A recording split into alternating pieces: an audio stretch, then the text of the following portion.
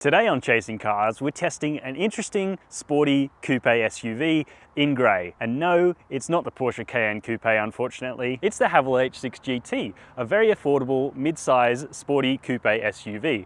But is this thing sporty to drive, and does it have an interesting cabin? Let's find out by jumping straight into the video. Now, you can be forgiven for thinking that this H6 GT had nothing to do with the regular H6, but it is based on the same platform, has all the same hard points, same wheelbase and all that sort of thing. Because at the front, it's quite a different looking beast. Much like the H6 Hybrid is different from the H6 Petrol, you've got this more aggressive sort of front fascia here, sharper looking LED headlights, and then we come around the side and we see the references to that Porsche Cayenne Coupe GT I mentioned earlier, the fluorescent yellow brake calipers, and this paint color, which is called crayon gray, which is almost just that little bit too close to plagiarism for my liking. There's also some aero addenda as we come down the side and then eventually around the back. We've got this sloping roofline, lower roof, and a hell of a lot of aero addenda on this range-topping ultra all-wheel drive model that costs $46,490 driveaway here in Australia.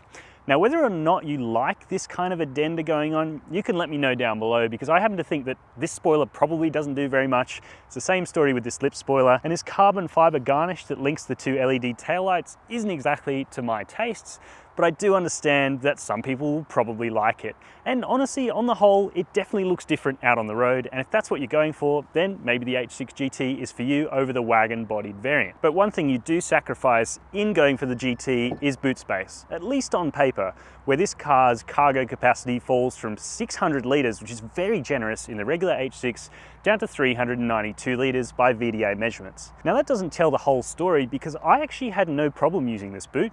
Yes, the floor is a little bit higher than a lot of this car's rivals, but with the seats folded down, it was super easy to fit my road bike in extra large size into the back of this car with both wheels on. And actually the boot finish quality is quite high as well. You've got fairly nice feeling carpet, and then under the boot floor, you've even got a space saver spare tyre to get you out of trouble here in Australia, which is a great touch from a company that doesn't have historical roots here down under. And yeah, shows Haval's thinking about what's needed. Now I will come back to the rear end of this thing as well, because I wasn't quite finished with the aero addenda, because we do have this optimistic diffuser and these sort of chrome tailpipe garnishes that don't lead to anywhere. So if that's your thing, sure, but honestly, it's really not mine. You can let me know your opinion down below. Now the rear end of the H6 GT may be very different to the wagon-bodied example, but in here, in the cabin, it's all quite familiar. And that's a good and a bad thing.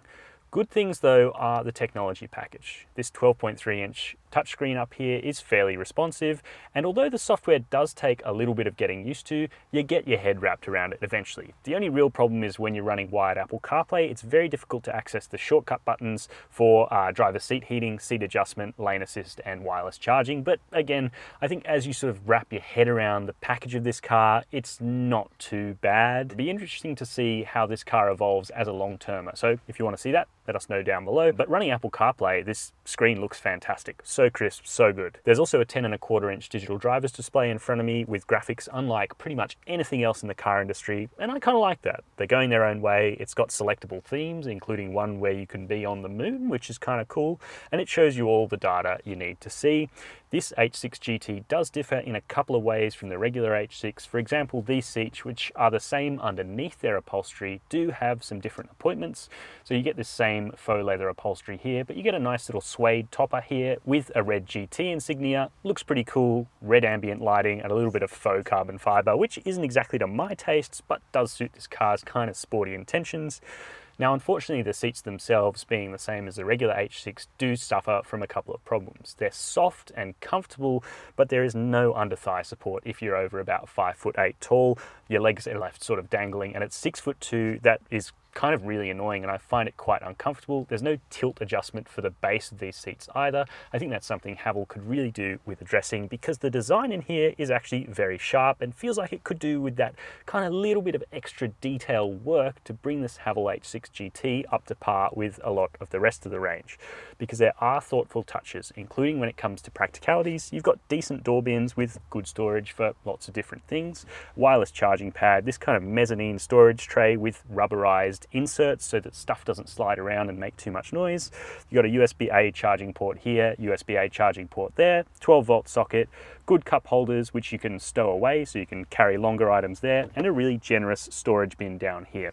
All of that stuff is really good. The other thing I'm going to come back to that I don't really love about this Haval H6 GT is the 8-speaker sound system, which is probably one of the worst I've heard in a modern car. And I think with some tuning, some serious tuning, it could be a lot better, and that's something that could do with addressing. But yeah, as I said, there are things to love about this car, and there are things that will annoy you. It just depends what you want from a car. If you want a lovely steering wheel, pretty cool design, thoughtful practicalities, and a pretty decent technology package, then the Haval H6 GT has plenty going for it. But that final 10% still needs working on, in our opinion, here at Chasing Cars. Where the H6 GT doesn't fall foul at all to the regular H6 is in the back seat, because even though this Ultra gets a full-length panoramic sunroof, I still have heaps of headroom despite that sloping roof. The headline is also quite soft and almost luxurious. I've got plenty of legroom behind my own driving position at 6'2" and heaps of toe room too. There isn't much of a hump in the floor for the middle seat, so you could really fit 3 people across the back of this car, and we did find that was certainly the case in the regular H6 in our midsize SUV mega test as well. Yes, it's not perfect. You do have scratchy plastics up there, but at $46,490 drive away, it's not the sort of expense where you'd really expect Haval to fix every last little thing like that. And in the back seat, the general material quality, like in the front seat, is very high. You've also got adjustable air vents, a pair of USB-A charging ports, and the bench itself is very soft and squishy and may not be super comfortable on a long journey, but for shorter journeys, you're going to be really, really comfortable in the back of an H6 GT. The H6 GT's petrol engine is quite thirsty. With all-wheel drive fitted, the ADR combined fuel consumption figure is 8.4 litres per 100 Ks, and in the real world, we were seeing more like 10.2 litres per 100 kilometres. As for servicing, Haval hasn't officially released service pricing for the GT yet, but given its similarities to the regular H6 range, it's likely that this H6 all-wheel drive is going to cost $1,760 to service over 5 years or 70,000 kilometres. Now, Haval's service intervals are a little bit different, requiring a first visit to the dealer after 10,000 Ks or 12 months, and thereafter every 15,000 Ks or 12 months. As for insurance, the median budget direct customer paid $871 to comprehensively insure their new Haval H6. Now, your premium may vary based on things that insurers take into account, such as your age, driving history, and whether or not you garage the car. So, the Haval H6 GT. There was a fair bit of promise about this vehicle when we first heard about it. It looked a lot like a Porsche Cayenne GT, and it also had kind of a bit of a vibe of sportiness about it. Those spoilers at the back, and we were promised Brembo brakes. Unfortunately, those Brembo brakes haven't eventuated, apparently due to supply issues, so we have very similar brakes to the regular car. In our stopping tests, they seem to perform slightly better than the regular H6's brakes, but on the road, there isn't that much more feel or an extra crisp feeling. They feel very much like the same slightly squidgy normal brakes. And the rest of the package is very similar to the normal H6, which I guess is good if you really like the normal H6, but there are definitely some things about the way this vehicle drives that are less than perfect. And to use Haval's own tagline, it is a bit of a paradoxical, or I guess idiosyncratic driving experience. Now let's start with the engine. It's got a familiar 2-litre turbo petrol 4-cylinder engine in it. It develops 150 kilowatts of power and 320 newton meters of torque, as it does in the regular H6 and in the Joliet. That engine is not as refined as the best in class. It's not quite as quiet and smooth as a Volkswagen Tiguan's EA888, but it is up there roughly at about the same level of refinement as a Hyundai Tucson or Kia Sportage's 1.6-litre turbo. It's also hooked up to a 7-speed dual-clutch transmission, which is not as refined as any of those cars. It is quite jerky in use. It doesn't really satisfy.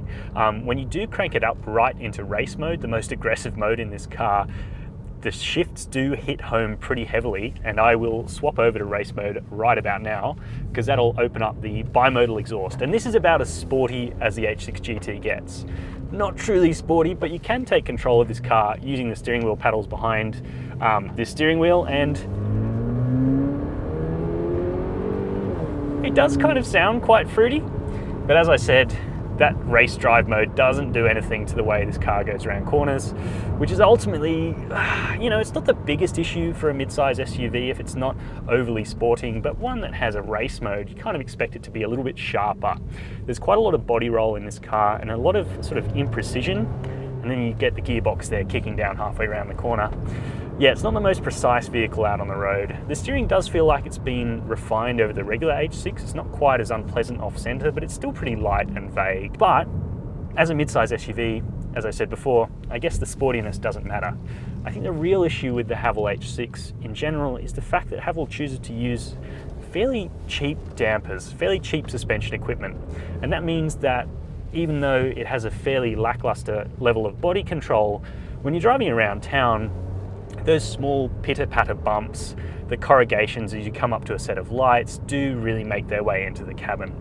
And that is something that, as an experienced road tester, as we all are here at Chasing Cars, you really do begin to notice. It feels like the car's just a little bit unsettled, and you could attribute some of that to the 19-inch alloy wheels on this Ultra grade, but because they're shod in very high quality Michelin Primacy 4 tyres in 235/55 series, there should be enough sidewall for that not to be causing a huge amount of trouble. Instead, I think it's actually the dampers themselves and the spring rate that could really do with a little bit more honing from Australian chassis engineers, because beneath that squish and beneath that sort of slight hobbliness, there feels to be talent to this Haval H6. It feels like it could really be unlocked with an in-depth suspension tune, a recalibration of the steering tune to better suit Australian tastes. And this is all stuff we've seen done with plenty of other brands in the past. Challenger brands that initially came from Korea, for example, Hyundai and Kia.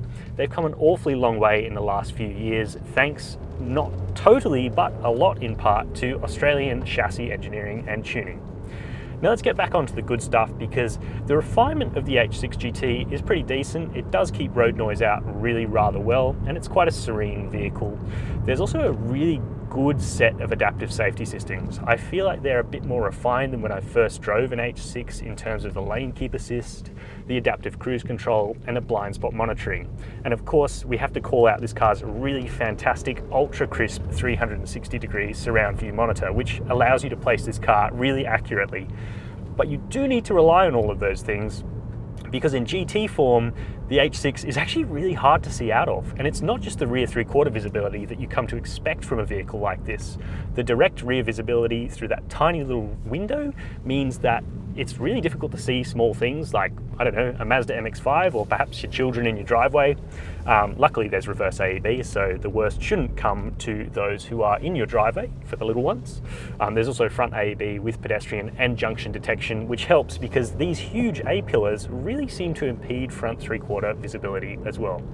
Finally, even though the adaptive systems are well tuned, when it comes to systems that we expect the best of here at Chasing Cars, for example, ABS and ESC tuning, Haval definitely has a little way to go. There is a brand name associated with the ABS. It's Bosch, it's a Bosch system, and then the ESC comes from Haval itself, but both feel a little bit not perfect, especially the ABS, which triggers a little bit too early and very often and can take the pedal away from you a little bit uncomfortably. Still, the Haval H6 is a car that is interesting.